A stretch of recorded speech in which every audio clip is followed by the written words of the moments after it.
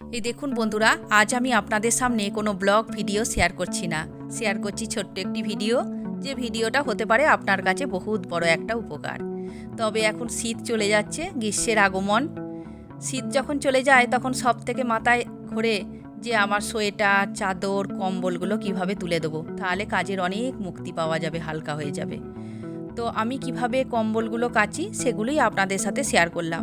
তবে না washing machine আর না জলের ঝনঝটে, শুধু হাতে করে কিভাবে কাচবো সেটাই আপনাদের সাথে শেয়ার করলাম।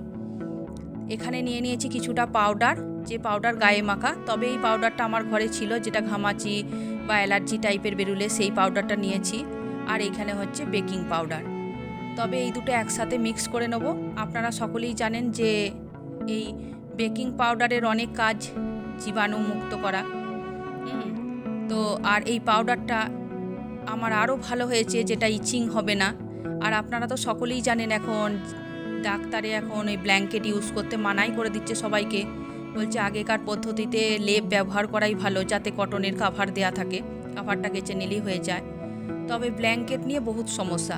আসল কথা এটা আমি একদম গ্যারেন্টি সহকারে বলতে পারি, যেহেতু আমাদের মেডিসিনের দোকান, ডাক্তার বসে, স্কিনেরই ডাক্তার বসে, সব মানুষদের এক কথাতে বলছে ব্ল্যাঙ্কেট ছাড়ুন, ব্ল্যাঙ্কেট থেকে যত চর্মরোগ এইসব।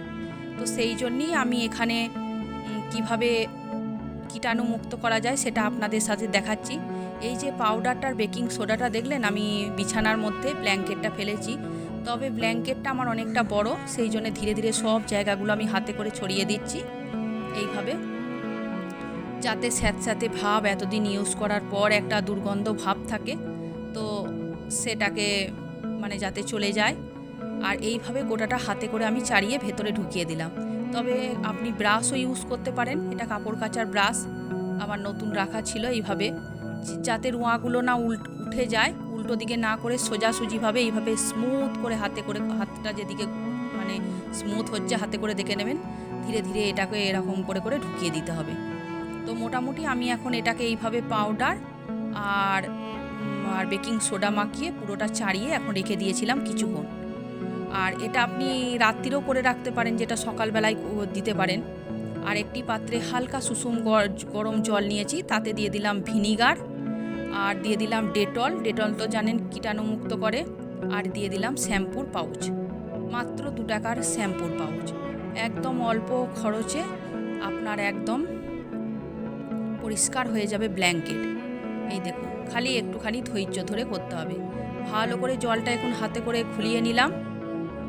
তারপরে একটা সাদা টাওয়েলস নিয়ে নিলাম, এটা আপনি বুঝতেই পারবেন এই জন্যই সাদা নিয়েছি। এটা আপনি কাপড়ও, কটনের কাপড়ও নিতে পারেন। এইভাবে একটা কোণ থেকে আপনাকে ধীরে ধীরে এইভাবে মুছতে হবে, একদম এক সাইড দিয়ে দিয়ে।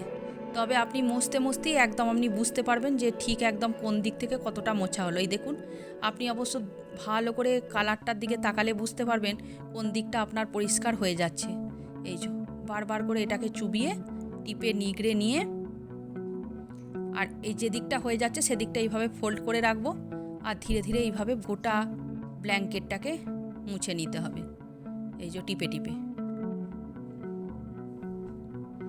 তবে এইভাবে একবার আপনারা অবশ্যই করে দেখবেন, এটার মধ্যে না স্যাঁতস্যাঁতানি ভাব, না কোনো সাল বছর যে আপনি গায়ে দিয়েছেন বা রেখে দেবেন, পরে বার করে গায়ে দেবেন, দেখবেন না কীটাণু, না জার্মস, না কিছু থাকবে।